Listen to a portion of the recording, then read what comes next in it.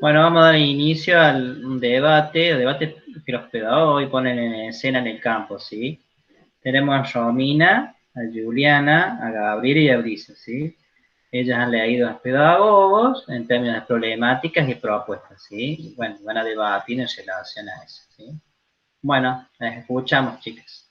En este día vamos a tratar a los pedagogos y cómo resuelven las problemáticas generales que se le presentan en el siglo XXI, ya que sabemos que el rol del pedagogo es un proceso permanente e inacabado, donde se enfoca en la investigación, como así también en la reflexión de las teorías educativas en todas las etapas de la vida, no solamente en la infancia, sino también en la juventud y la adultez. Entendemos que el pedagogo utiliza todas las herramientas y conocimientos necesarios al momento de resolver las distintas problemáticas a su alcance para lograr una socialización que permita y promueva la adquisición de conocimientos y la ampliación de horizontes personales que pueden tener lugar en muchos entornos donde se reúnen un grupo determinado de personas dispuestas a aprender y socializar entre ellas, y socializar. Entre ellas puede ser la escuela. Bri. ¿Sí? En reflexión, Paso. podemos Nosotros que vivimos en una reflexión general, acá llegué, Muy bien. podemos englobar que vivimos en una época de grandes y acelerados cambios a diferentes niveles, ya sean sociales, tecnológicos, culturales o de diferentes rangos. Más que una época de cambio, lo denominamos como un cambio de época, lo cual genera distintas problemáticas. A diferencia de siglos pasados, podemos ver que en el siglo XXI las problemáticas a solucionar por los pedagogos son distintas y variables. Las principales situaciones que podemos ver y plantear, nosotros las hemos puesto en particular así, hemos denominado algunas, como por ejemplo, las dificultades a las que se enfrentan los alumnos, a lo que se enfrentan los alumnos cuando cuentan con pocos recursos económicos, ya que se ha notado en este momento, particularmente de la pandemia, donde no todos los alumnos cuentan con las posibilidades de estar conectados desde un celular o una computadora, como primer ejemplo de lo económico, por así decirlo. Después, las distintas capacidades de cada niño por entender o por razonar lo que el docente, bueno, en este caso el pedagogo, quisiera enseñar, de estar a disposición y entender cada situación en particular, como así también, otra de las problemáticas, la historia de vida con la que viene cada niño desde su casa, o la historia de vida con la que arrastra, por así decirlo, a demostrar el rol de pedagogo o estar y tratar de ser esa ayuda que el niño necesita, cada niño a su tiempo y forma. Sí, bueno, después tenemos otras problemáticas más en particulares, que ahí le dice Rom. Además, también tenemos que entender las distintas culturas y religiones con las que cada niño ingresa al aula, e intentar adaptar el entorno y los conocimientos para que ese niño no se sienta discriminado ni se le falte el respeto a sus creencias o a su religión o a sus ideas. Luego, otra de las problemáticas es que tenemos que, al momento de encontrarnos con un conflicto entre, entre niños, entre distintos pensamientos que puedan tener los niños, tratar de encontrar una solución pacífica y pedagógica para que se solucione ese problema de forma correcta sin dañar a ningún niño de forma anímica o física. Después, la siguiente problemática son los distintos estereotipos físicos de cada niño y cómo nosotros como pedagogos tenemos que tratar de evitar la discriminación de los pares, o sea, de que los niños no se discriminen mutuamente entre ellos por ser gordo, flaco, negro, alto, rubio, o sea, deben aprender que se tienen que aceptar como son.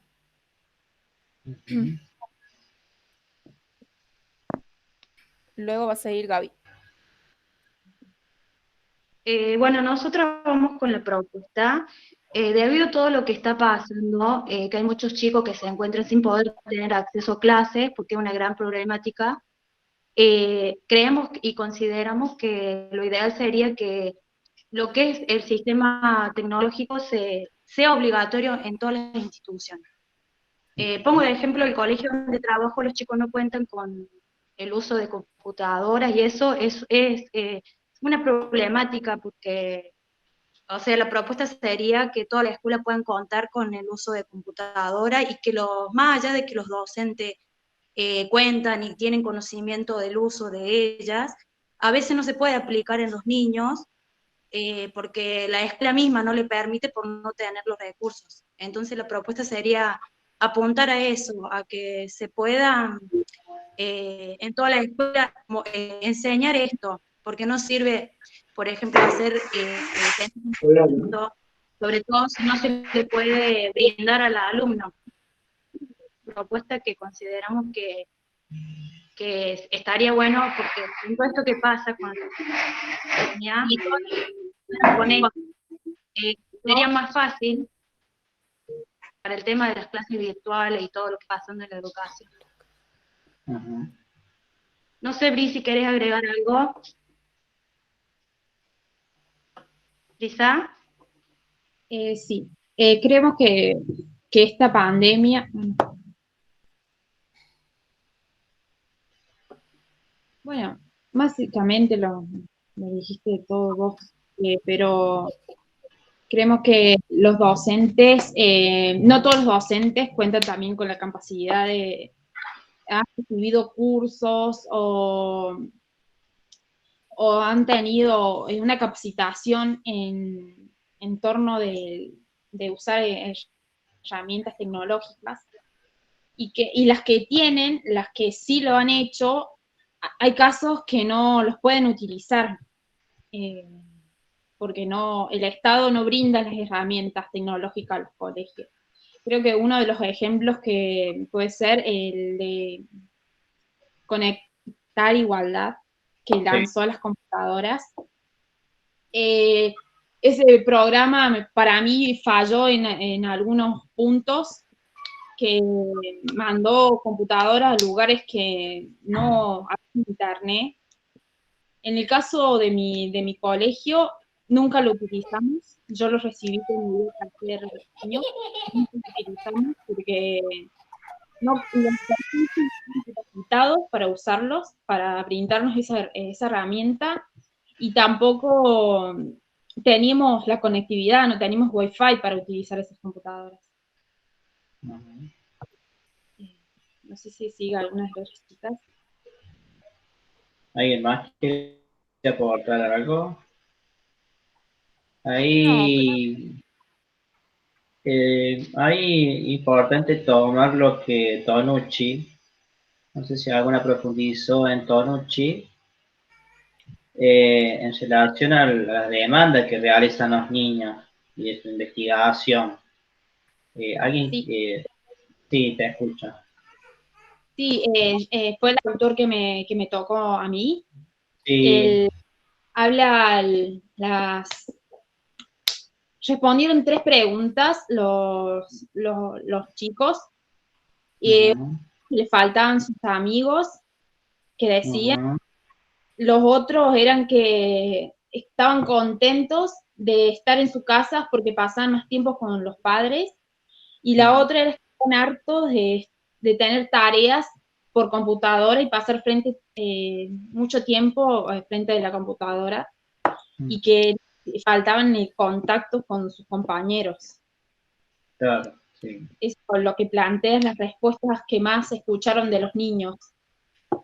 Sí, interesante ese análisis que ella, bueno, el autor, Francesco, lo vincula en algún sentido, con las propuestas pedagógicas distintas al formato tradicional. Y ahí él propone esto que tiene que ver con la educación una educación particular en la familia. Sí, el sí, autor propone que cambiemos el tipo de tarea, que no sea más una tarea de libro, ni más una tarea tradicional, sino que empecemos a utilizar las cosas comunes, cotidianas que hacemos en las casas, como limpiar, como que los chicos aprendan a la función de la electricidad o del agua, del gas, que con eso se haga un intercambio con sus compañeros y después que elaboren, y con los profesores que elaboren, identifiquen procesos y los conocimientos. Él daba un ejemplo de las pastas, hacer una simple receta de pasta con los niños, pero siempre con el acompañamiento de sus padres, que le hagan una receta de una pasta, que en esa pasta cuenta con la matemática del peso de la pasta, de la física, del hervor, y después con el resultado de eso que se haga una elaboración y que los chicos evalúen cómo les salieron la pasta, si les gustaron, y que por último escriban la receta, y eso sería parte de lengua también. Claro. Sí, ahí importante, porque Inés Dussel, cuando habla en la clase de pantufla, lo cita, ¿sí? Y ella pone entre paréntesis esto en relación a la prescripción curricular, ¿sí? Si bien ella, Inés, por allí dice que hay que hacer una selección de contenido, pero también cuestiona esto de invisibilizar la propuesta de diseño curricular. Juliana. Sí, profe. A mí me tocó Inés Dussel. Sí. Y bueno, en el conversatorio que visualicé, digamos, de ella, ella pudo plantear en esta situación del COVID-19, una situación atípica, ella pudo recalcar 3 ítems fundamentales, como que yo los recalqué. En primer lugar, tiempos y espacios, en donde derivan diferentes situaciones, como por ejemplo el aula. Ella lo plantea como no solo un lugar material, sino también como un espacio comunicativo y expresivo, más allá de las desigualdades tecnológicas que puede haber, ¿no? Ella plantea cómo en un aula se puede visualizar la organización de los alumnos, como así también de los docentes, que por lo virtual no, o asimismo también como un docente se da cuenta de cuando el alumno entiende a través de gestualizaciones, de observaciones dentro del aula, y que quizás por lo virtual muchas veces y pocas nos vemos la cara, por las diferentes opciones obviamente que nos dan las aplicaciones, a diferente de lo virtual, ¿no? Lograr construir a través de lo virtual que esta situación no convierta más o haga más desigualdades. En segundo lugar, habla de los contenidos. Si bien tanto los docentes como los alumnos no estábamos preparados para esta situación, ustedes como docente, ella plantea de que han tenido que cambiar prácticamente todo, pero que más allá del contenido en sí, ella enfoca de que no es precisamente lo importante el contenido, sino cómo el alumno recibe las cosas, si logra entenderle, digamos, lo importante no es evaluar con una nota, lo plantea ella, sino de que el alumno logre comprender lo que se da. Y bueno, y en tercer lugar, el peso de la tecnología. Ella hace ver y plantear cuáles son los mejores soportes, ver el momento, el lugar, la forma de usar lo tecnológico, como les repito, tanto como para los docentes como para los alumnos. Ella daba el ejemplo de una maestra que el alumno le enseñaba que por ahí era mejor, creo, con una cartulina dibujarlo así, y ella logró entenderle mejor así que capaz que visualizándolo en lo virtual. Entonces, bueno, ella nos daba como que la conclusión de todo esto es permanecer, no hacer, digamos, desde la postura de docente, que el niño se sienta incluido, excluido, no se sienta mal, al contrario, tratar de una u otra manera buscar la posibilidad, ya tanto sea en el espacio, desde los contenidos o desde las herramientas a utilizar, que el niño se sienta que se puede y no desistir, digamos. Bien, bien, sí, ahí interesante, ahí empezamos a trabajar lo específico de lo pedagógico, lo didáctico, ¿sí?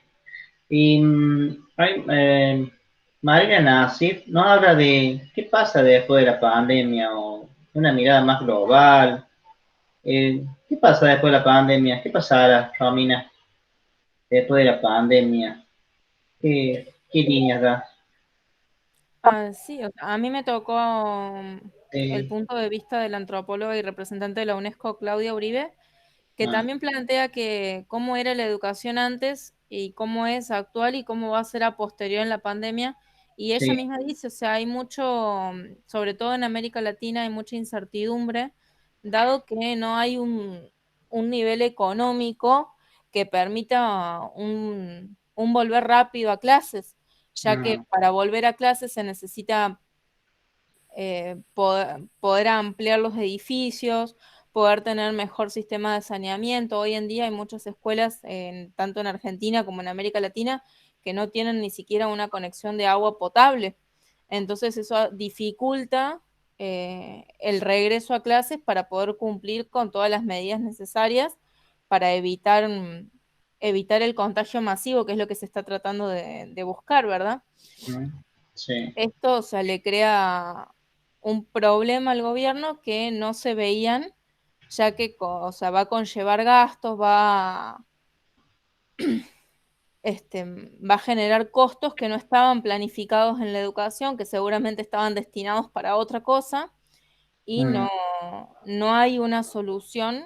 Al día de hoy nadie, ni siquiera ella como representante de la UNESCO, tiene una solución de cómo se va a volver, no hay, o sea, nadie sabe nada, pero sí, o sea, sí se sabe que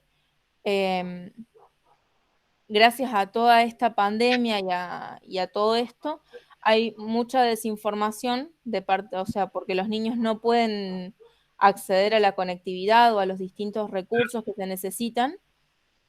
Y esto o sea, está aumentando el porcentaje de deserción en los niños y en los adultos y el analfabetismo, o sea, algo que se estaba mejorando, de que ya había menos porcentajes, de que los niños estaban terminando la escolaridad y dejar de ser tan analfabetos. O sea, ahora es como que todo lo que se había logrado en los últimos 10 o 20 años volvió para atrás. Entonces eso también va a tener un impacto económico a futuro. Muy bien, sí, sí.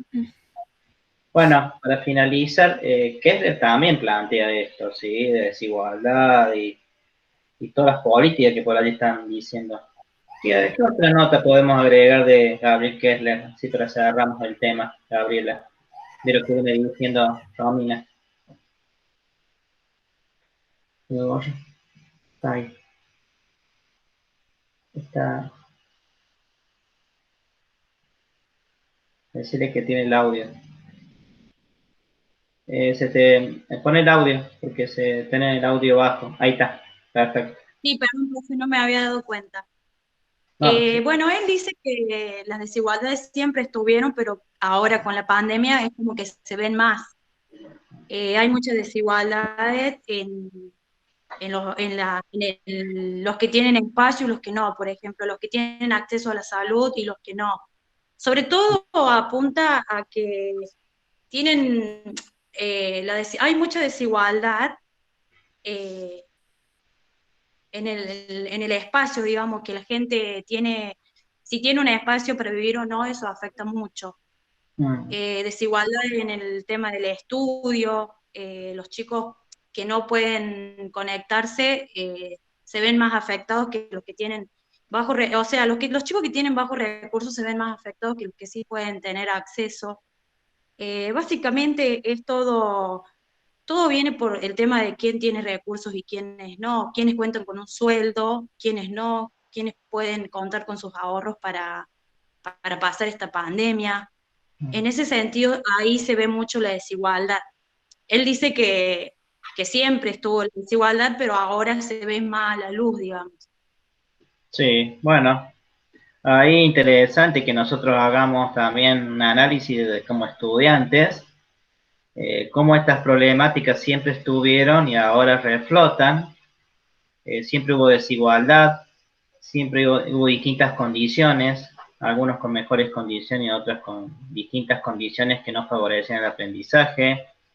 Y acá es importante que tengan en cuenta o que tengamos en cuenta, empezamos a retroceder en términos del acceso, ¿sí? El sistema educativo argentino había garantizado prácticamente el acceso. La energía de la política estaba en las trayectorias educativas y garantizar una mejor calidad con equidad y el derecho, ¿sí? De transitar una experiencia significativa con aprendizaje de calidad. Estaba la energía toda puesta en la política educativa. Hoy hemos vuelto al acceso, o sea, que estén ahí y con un docente o con una propuesta de enseñanza significativa. O sea, el llegar ahí y estar ahí en una escuela, hoy está en debate. Hay niños que no están en situación de escuela, ¿sí? Entonces, eso es importante que lo tengamos en cuenta porque es el desafío actual.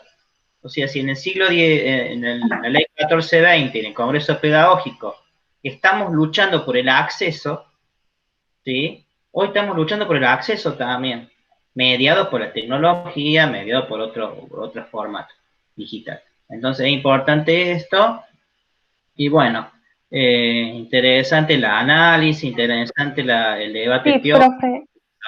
¿Sí? Te escucho. Y que quería agregar que Inés Dussel también plantea en el conversatorio justamente de que hay gente por ahí de nivel medio que tiene quizás un teléfono, pero no va a usar los datos para estar conectada en un aula porque capaz lo necesite para alguna urgencia o algo, entonces que pasa también más allá desde el niño, ya en el caso de los jardines, de la primaria, desde el secundario, pasa más allá de la persona en sí. Por ejemplo, en los niños, los padres no van a gastar los megas, los datos en una videollamada por si lo llega a necesitar para una urgencia. También ella planteaba eso y que muchas veces es cierto. Sí, o sea, es cuestión de prioridades y de las condiciones. Bueno, damos por finalizado el grupo. Un interesante análisis conceptual, contextuado, con experiencias cotidianas, en realidad muy significativo.